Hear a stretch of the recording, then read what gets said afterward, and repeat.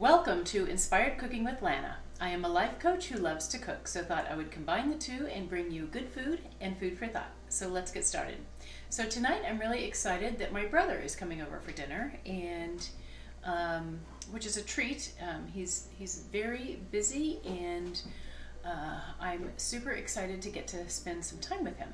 So he's a very healthy person, and he is currently on low carbs, which I know is very popular right now.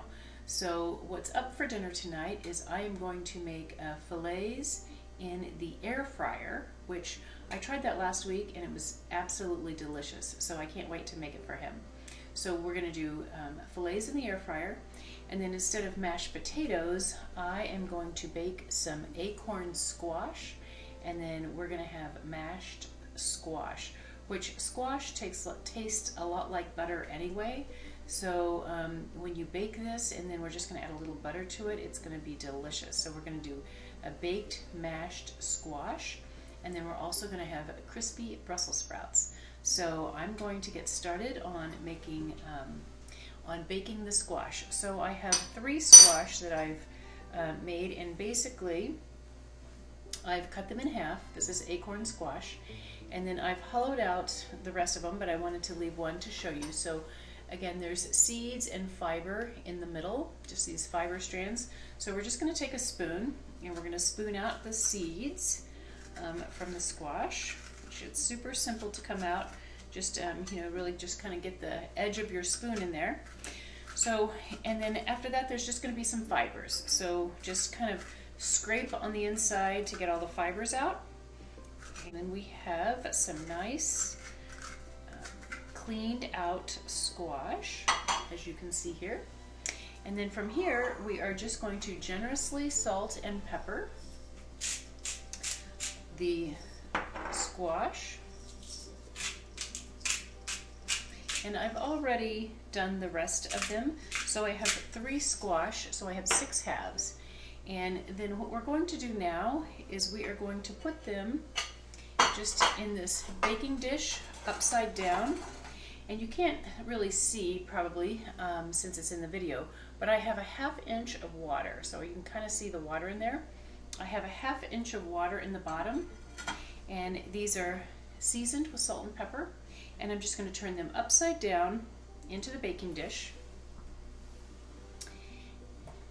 And then we are going to bake this for an hour at 350. And up next, we are going to do crispy Brussels sprouts.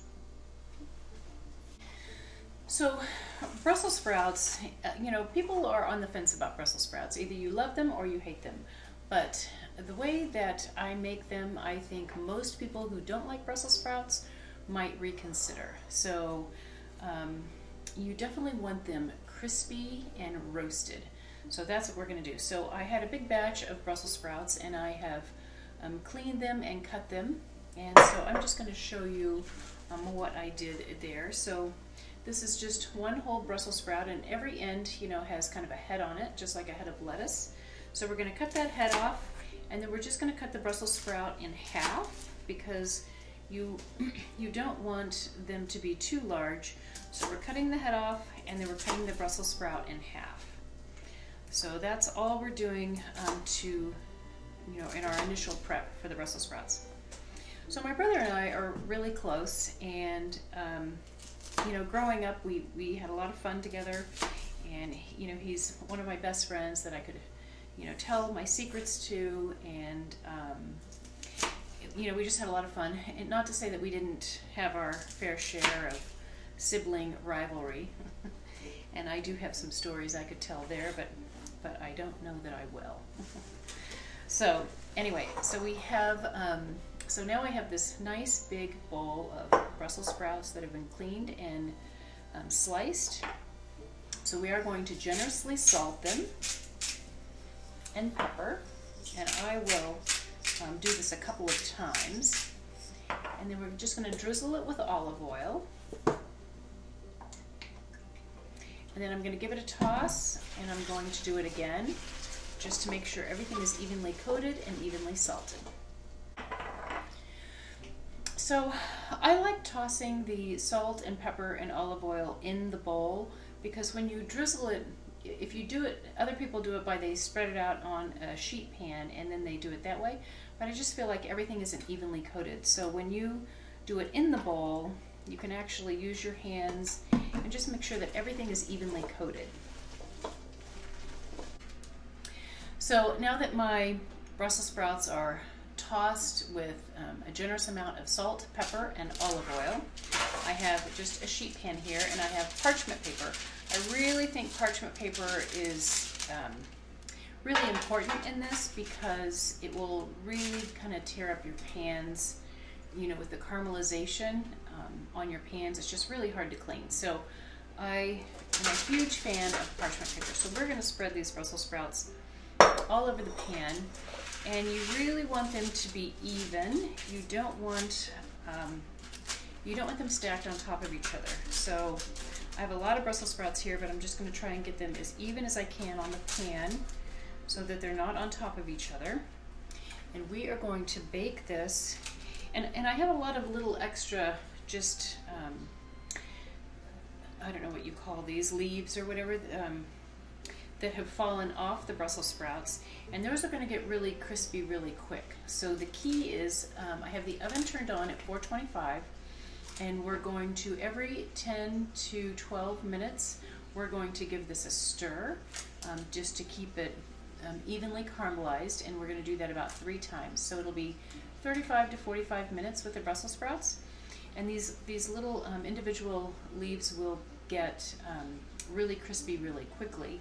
So you kind of want to pull some of those off in between as it's caramelizing. You just don't want them to get too scorched. So we're going to put this in the oven, and I'll show you what it looks like when it comes out. So my squash have come out of the oven. They were in the oven for just about an hour, and they're nicely cooked and still a little warm. And so what I'm going to do is I'm just going to scoop out all of the insides of the squash, and to that I'm going to add a little butter, and I salt and peppered them beforehand, but I might add a little more salt and pepper.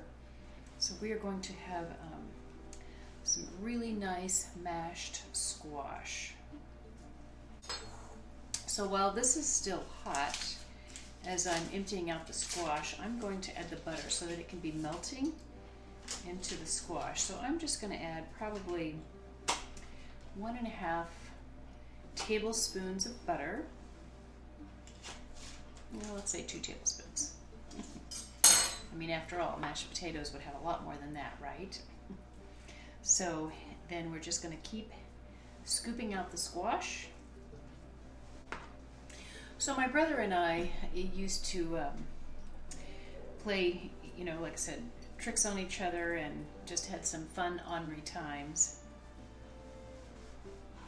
So one of my fun memories is our parents were out of town, and our cousins were watching us, and they had gone to work, and we accidentally, and it was truly by accident, we missed the bus, the school bus. So you know, my brother is 4 years older than me as far as grades, and so, you know, he helps me to get ready. He was always so awesome to help me get ready in the morning, and you know, off we go, and we decide that we're going to walk to school. So you know, we're halfway there, and it was quite a ways actually, and we're halfway there, and my brother comes up with a brilliant idea. He's like, you know, let's just play hooky. So of course, you know, I was all in for that. Anything he said, I was game for. And so we find this church, and we walk down into this well of the church, like a basement well, you know, stairs going down to the lower level.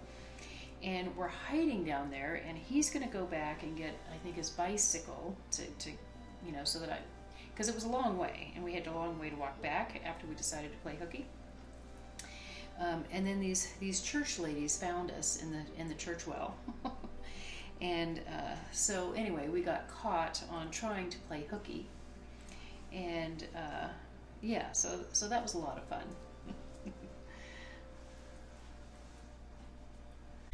So this doesn't really require a masher because the squash is cooked, really well.